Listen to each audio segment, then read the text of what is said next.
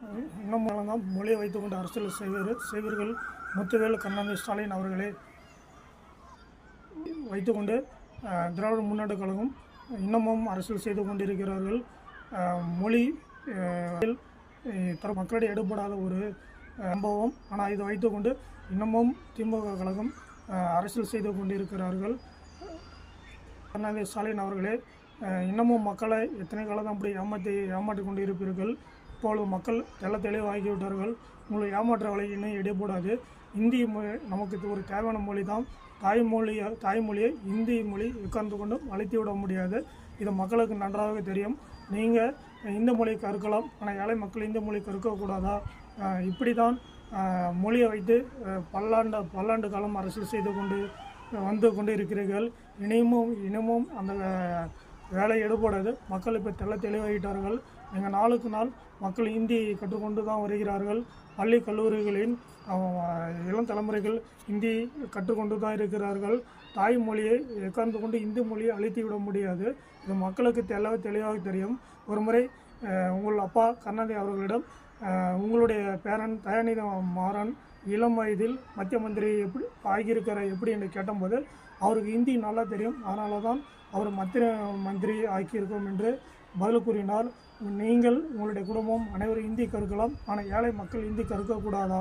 அன்று உங்கள் அப்பா ஹிந்தி மொழி தெரிஞ்சதுனால தான் தயாநிதி மாறன் மத்திய மந்திரி ஆனார். மற்றவர்கள் ஹிந்தி தெரியாதனால தான் மத்திய முடியவில்லை. இதே ஒரு உதாரணத்துக்கு நம்ம சொல்லலாம்.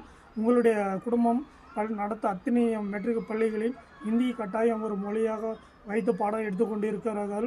இது மக்களுக்கு தெளிவாக தெரியும். ஆனால் அரசு பள்ளியில் படிக்கும் மாணவர்கள் ஹிந்தியை படிக்கக்கூடாது.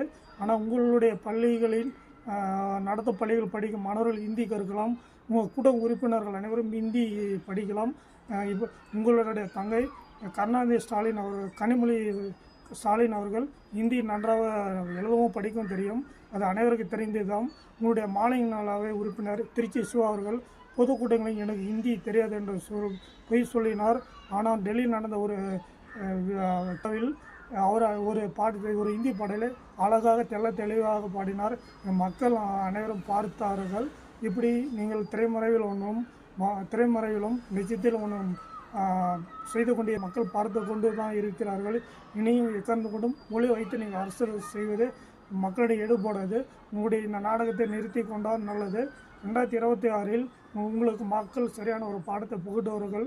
மொழி வைத்து அரசியல் செய்வது நம்ம தாயை நம்ம வைத்து அரசியல் செய்வது போல தான். இனி உங்களுடைய இந்த மொழி பிரச்சனை எக்கார்ந்து கொண்டும் மக்களிடம் தெளிவாக புரிந்து கொண்டார்கள். இனியும் எடுபடாது. ஆனால் உங்களுடைய மொழி பிரச்சனை வைத்து விட்டு மக்களுக்கு என்ன செய்ய வேண்டுமோ அது செய்யவும். இனி மொழி என்பது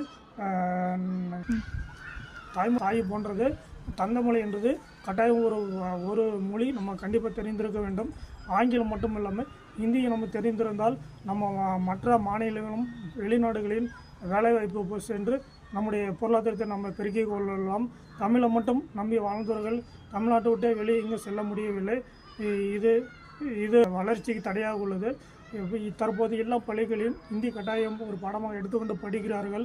இந்த மொழியை கற்றவர்கள் அனைவரும் இந்தியாவில் எல்லா மாநிலங்களும் சென்று தொழில் செய்து கொண்டிருக்கிறார்கள். அதனால் தாய்மொழியை இந்தி மொழி அழித்துவிடும் என்ற ஒரு குற்றச்சாட்டு பொய்யான ஒரு பிம்பம். இது இனி மக்களிடம் சொல்லி உங்களுடைய இந்த பேச்சு எடுபடாது. தாய்மொழியை எந்த ஒரு மொழியாலும் அழித்து விட முடியாது. இது மக்கள் தெளிவாக இருக்கிறார்கள்.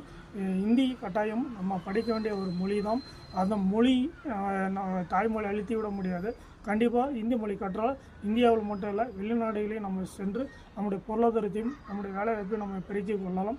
அதனால் இந்திய மொழி நமக்கு ஒரு எதிரியான மொழி கிடையாது.